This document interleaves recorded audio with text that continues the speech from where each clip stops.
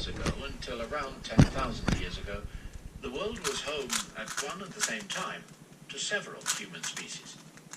And why not? Today there are many species of foxes, bears, and pigs. The Earth of 100 millennia ago was walked by at least 6 different species of man. It's our current exclusivity, not that multi-species past, that is peculiar, and perhaps incriminating. As we will shortly see, we sapiens have good reasons to repress the memory of our siblings. The cost of thinking. Despite their many differences, all human species share several defining characteristics. Most notably, humans have extraordinarily large brains compared to other animals. Mammals weighing 130 pounds have an average brain size of 12 cubic inches. The earliest men and women, 2.5 million years ago, had brains of about 36 cubic inches. Modern sapiens sport a brain averaging 73 to 85 cubic inches. Neanderthal brains were even bigger. That evolution should select for larger brains may seem to us like, well, a no-brainer. We are so enamored of our high intelligence that we assume that when it comes to cerebral power, more must be better. But if that were the case, the feline family would also have produced cats who could do calculus, and frogs would by now have launched their own space program. Why are giant brains so rare in the animal kingdom? The fact is that a jumbo brain is a jumbo drain on the body. It's not easy to carry around, especially when encased inside a massive skull. It's even harder to fuel. In Homo sapiens, the brain accounts for about 2 to 3% of total body weight, but it consumes 25% of the body's energy when the body is at rest. By comparison, the brains of other apes require only 8% of rest time energy. Archaic humans paid for their large brains in 2 ways. Firstly, they spend more time in search of food. Secondly, their muscles atrophied. Like a government diverting money from defense to education, humans diverted energy from biceps to neurons. It's hardly a foregone conclusion that this is a good strategy for survival on the savannah. A chimpanzee can't win an argument with the Homo sapiens, but the ape can rip the man apart like a rag doll.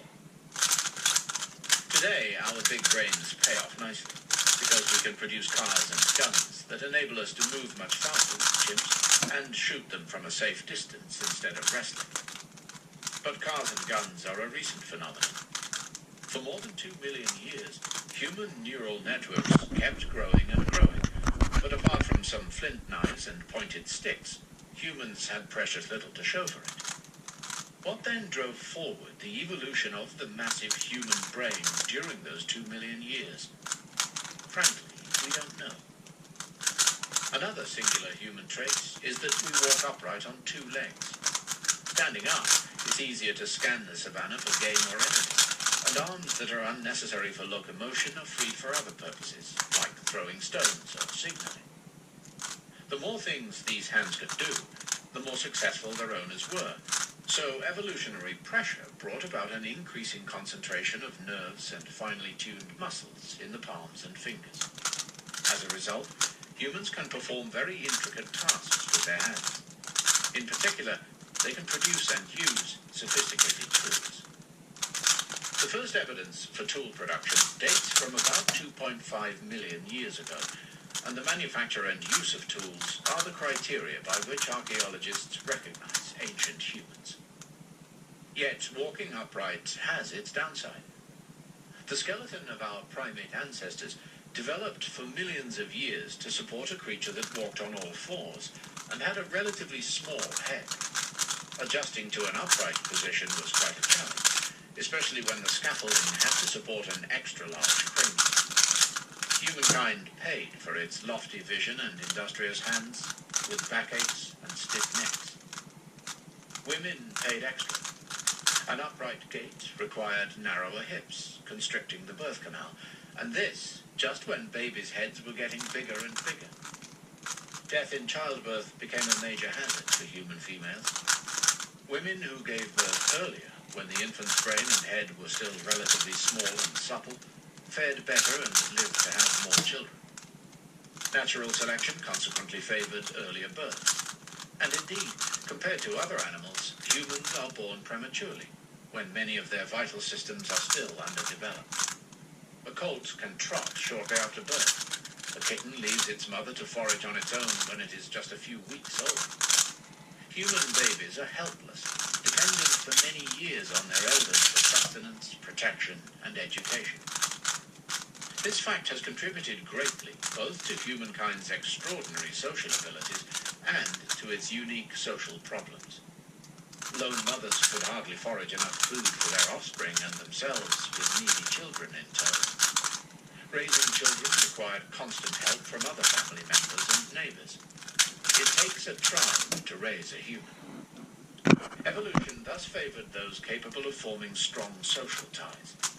In addition, since humans are born underdeveloped, they can be educated and socialized to a far greater extent than any other animal.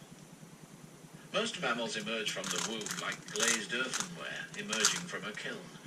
Any attempt at remolding will only scratch or break them. Humans emerge from the womb like molten glass from a furnace. They can be spun, stretched, and shaped with a surprising degree of freedom. This is why today we can educate our children to become Christian or Buddhist, capitalist or socialist, warlike or peace-loving. We assume that a large brain, the use of tools, superior learning abilities, and complex social structures are huge advantages.